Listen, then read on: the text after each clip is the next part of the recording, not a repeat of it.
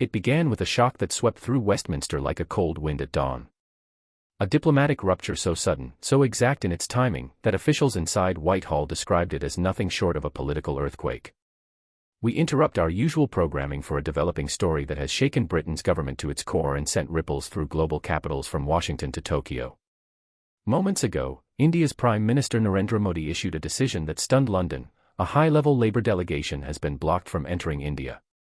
The move came with a decisiveness that left diplomats scrambling, phones ringing off the hook, and cabinet ministers demanding immediate intelligence updates.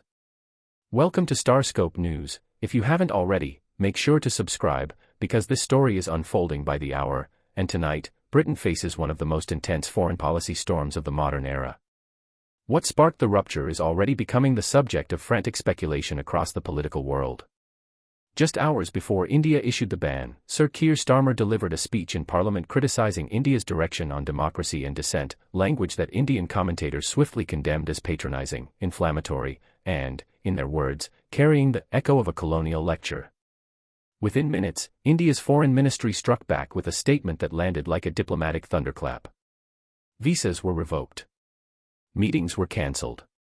Communications channels fell silent. British diplomats described the atmosphere as like watching the floor collapse beneath our feet.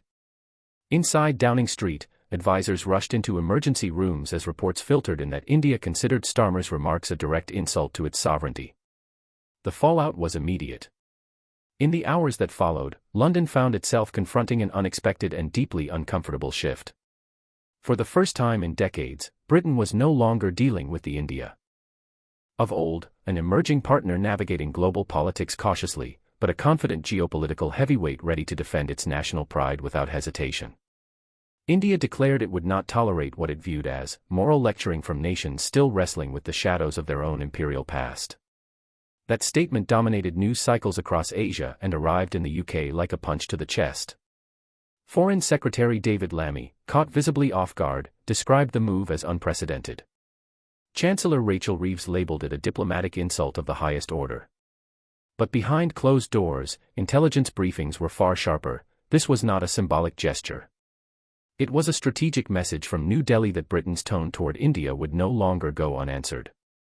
Television networks worldwide cut to split screens showing Starmer's grim expression alongside Modi's calm, unshaken demeanor.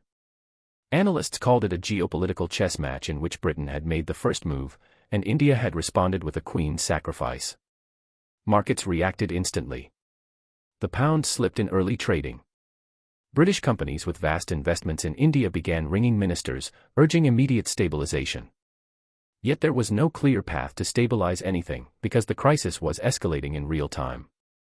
Senior Labour insiders were reportedly furious, with one describing Starmer's original speech as a textbook miscalculation dressed as moral bravery. Conservatives, sensing political blood, heckled Starmer during Prime Minister's questions, portraying him as a leader who had picked a fight he couldn't possibly win. And while Westminster descended into finger-pointing, New Delhi only hardened its position. India's media erupted with fiery commentary accusing Britain of arrogance, double standards, and outdated assumptions about its global standing. On social media, hashtags supporting India trended worldwide. By the following morning, India's cabinet had met in an emergency session. Their verdict was severe: the Labour delegation would not be allowed to enter the country, and further retaliatory measures were under consideration. In London, disbelief quickly shifted into panic as reports emerged of a leaked Labour memo suggesting that Starmer's team had planned to push India into trade concessions by using moral leverage. The leak exploded across Indian news channels, igniting fresh anger. Indian commentators called it proof that Britain had attempted to dress foreign interference in the clothes of human rights advocacy. By sunset, the political temperature in both nations had surged to boiling point. In London, protesters gathered outside the Indian High Commission, waving flags and demanding the government stand firm. Inside Westminster, however, the mood was far more somber. Advisors warned that a major trade summit due next week could collapse entirely. Britain's media turned on Starmer with ferocity, with headlines asking whether he had sparked the worst UK-India diplomatic crisis in a generation. Meanwhile, Modi addressed India in a televised speech that carried quiet menace. He declared that India is no longer a colony to be judged from afar, and that those who speak of democracy should first reflect upon their own record. The speech reverberated across Britain. Panic spread through the Foreign Office as diplomats were recalled from Delhi for consultations, a move officials insisted was temporary, though insiders suggested the truth was far more alarming. Relations, they said, had frozen. As the crisis deepened, India delivered yet another blow. It announced the suspension of ongoing negotiations for a £28 billion trade agreement years in the making. British exporters panicked.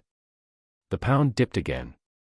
Businesses pleaded for clarity, yet clarity was nowhere to be found. Then came a devastating leak from within India's government, a confidential cable showing that several Labour MPs had privately attempted to meet Indian opposition figures in an attempt to raise doubts about Modi's leadership. For India, this confirmed the worst suspicions. For Britain, it triggered political devastation. Indian MPs denounced the behaviour as foreign political meddling. Tory ministers accused Labour of endangering national interests. Nigel Farage labelled Starmer a colonial preacher in a modern suit, a phrase that spread like wildfire on social media. And still, Starmer refused to bend. In a late-night interview, he insisted Britain must stand for principles even when it costs us. But viewers noticed the tremor in his voice, the strain around his eyes. Commentators accused him of misreading the global moment. India, they said, was not the enemy, his pride was. The economic aftershocks began to intensify. Airlines cancelled routes. Universities dependent on Indian students issued statements calling for calm.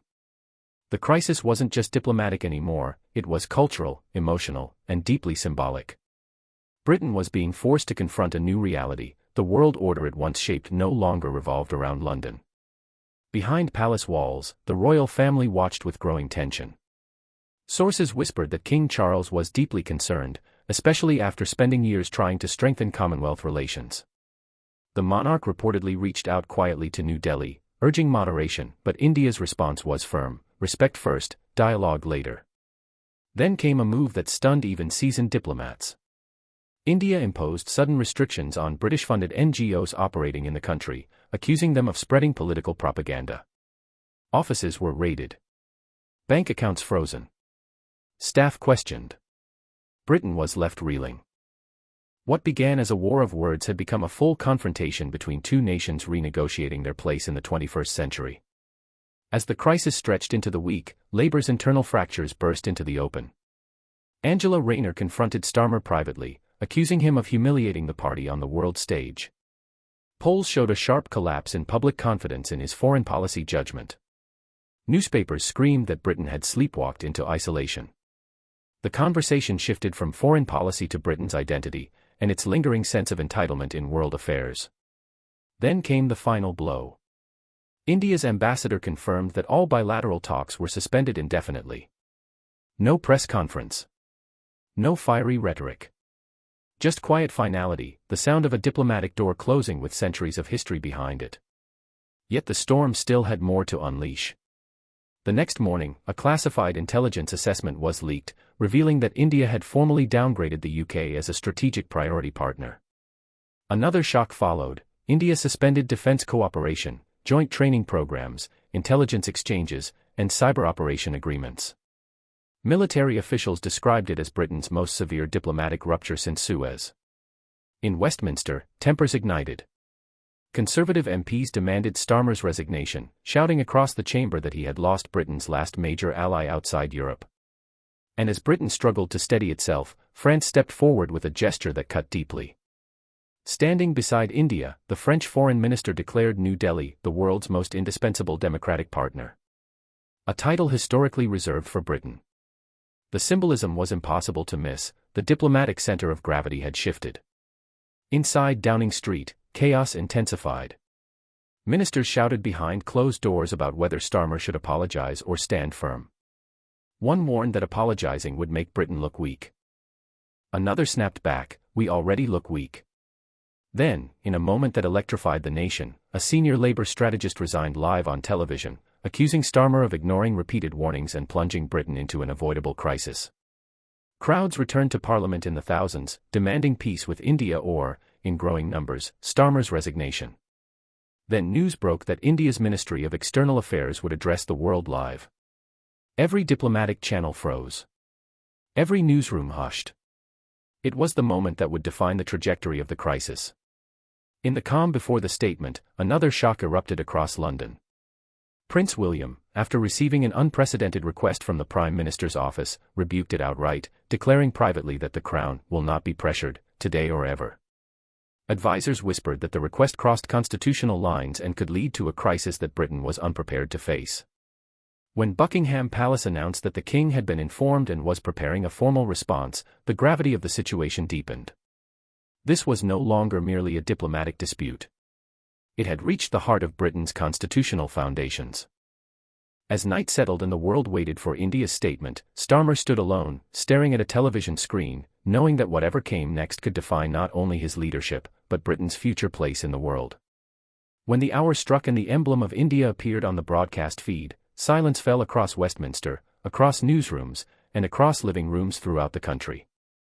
The next sentences spoken from New Delhi would determine whether Britain faced a path to reconciliation, or entered a diplomatic winter that could last for decades.